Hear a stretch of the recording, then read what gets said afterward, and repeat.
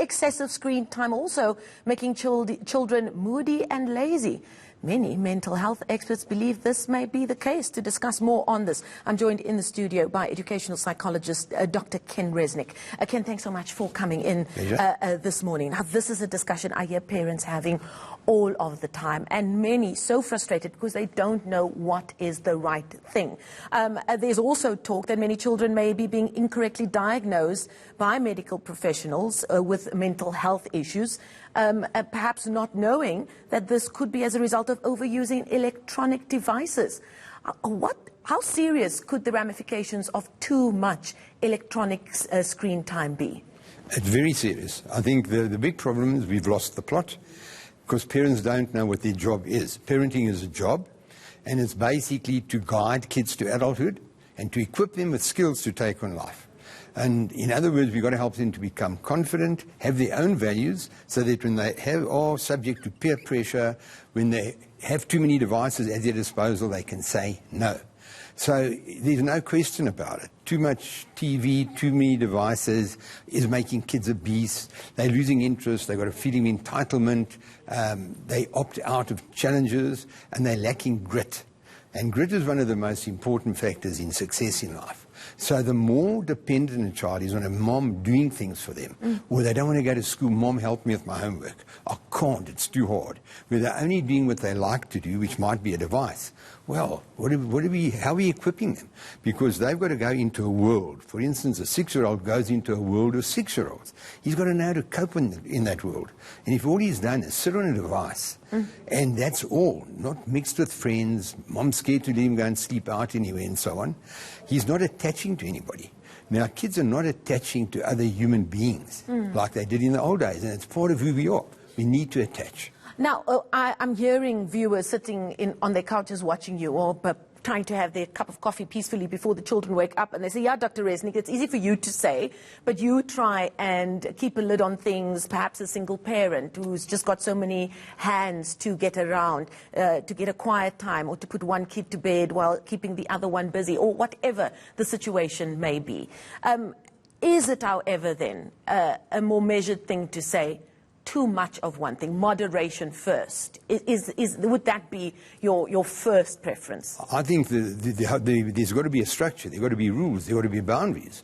Kid can't just go and switch on a TV. They can't run it all over the house. There's got to be boundaries. There's got to be a time for TV, a time for devices. Parents are controlling the devices. The child isn't buying a device. They don't own the device. Somebody is giving them the device to play with. So we've got to understand a child has got energy. They're born with passion. And if all we're going to do is pussyfoot around them, do too much for them, well, we're making them believe, well, you know, the world revolves around us and we can do what we like. And I think a big warning sign for parents is if the kids are not on these devices, they're bored. Kids are born with passion. They're born with curiosity. They want to get out there. How can they be bored? We've got to then look, we're doing something wrong. Let's drill down to the science of it and perhaps how the chemicals work. What is happening, well, let's say a 4-year-old sitting on a tablet or sitting on a phone, scrolling through something or playing a game. What is happening there that would lull them into a state that perhaps isn't the most healthy? First of all, he's not having to do anything himself. All he's being entertained. He's doing nothing for himself. He's not being creative. Kids are born to be creative. Kids can play on their own. They can build blocks, they can color, they can draw. But the moment they're being entertained by some device, they don't have to do anything. They just passively look at it. And a 4-year-old doesn't even understand what's going on. And then when we give them these games, and they get bored of the games as well, they're sort of opting out of the challenges of life, because kids should be competing. They should know how to lose, handle disappointment. Have conversations. Have conversations. And comprehend what the other person is saying. And play on their own. Now, if somebody now decides, actually, I do need to put a stop to it, I need to put a limit on it, cold turkey is probably not the best way to do it. If you were talking to a parent saying, look, it's too difficult, my kid is already hooked, if I take it away, it's going to be pandemonium in my household, what would be the best way to approach it? Or does it depend on the age of the child? Yeah, no, the younger the kids are, the easier it is. Once they become adolescents, it's a big problem. Because they've got attitude, they've lost respect. And the moment a child has lost respect for a parent, we're in trouble. And I've found that in most homes today, they're screaming and shouting. Now, the moment they're screaming and shouting, no one's in control. The kids are more or less in control. So if the parents don't have the authority that kids respect, well, what are the consequences? Screaming and shouting. Whereas you've got to have a structure, like when I brought up my stepkids, there was no TV in the day. Devices were only allowed at a certain time. If they were bored, well, they could watch the paint dry, but they'd think of something to do. So we've got to, those are the danger signs, is when the kids just can't keep themselves busy. Parents are doing too much. They're doing something wrong. And I'll just give you a quick example. In my rooms, I've got a bowl of sweets. The kids have to ask me if they want a sweet. Now, I can't tell you, eventually they ask. A lot don't. When they ask, that's easy to open little sweets. Thank you. They take the sweet. They give the sweet to their mom. I say, what are you doing? He says, I can't open it. I say, well, put it back. Yeah. 2 seconds, they can open it. What do they do with the wrapper? Give it to mom. Here's the dustbin.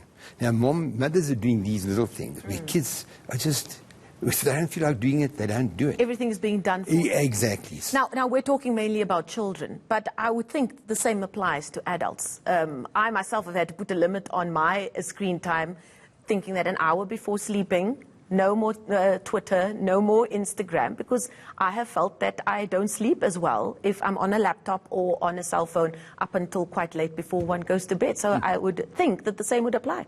Well, not only that, a lot of mothers are, parenting's a job, and the mothers are spending time on the cell phone. So, keep the child quiet, let him go and watch TV, at least I can use my cell phone. So they're not even noticing what the kids are doing. They've got to commit to the job. And what is happening is that the kids are then sent off for some sort of therapy or assessment, and the parents are left right out of this loop, which is a bit crazy. I mean, it's like baking a cake.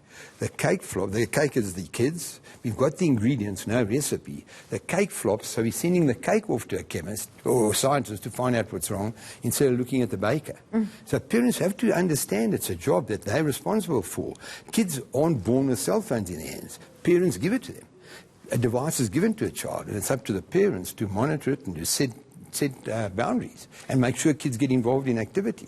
Well, so there you have it. Less screen time and more FaceTime, but actual FaceTime, not the video calling app. Thank you so much. Dr. Ken Resnik is an educational psychologist and parenting expert. Some great advice there to start your week.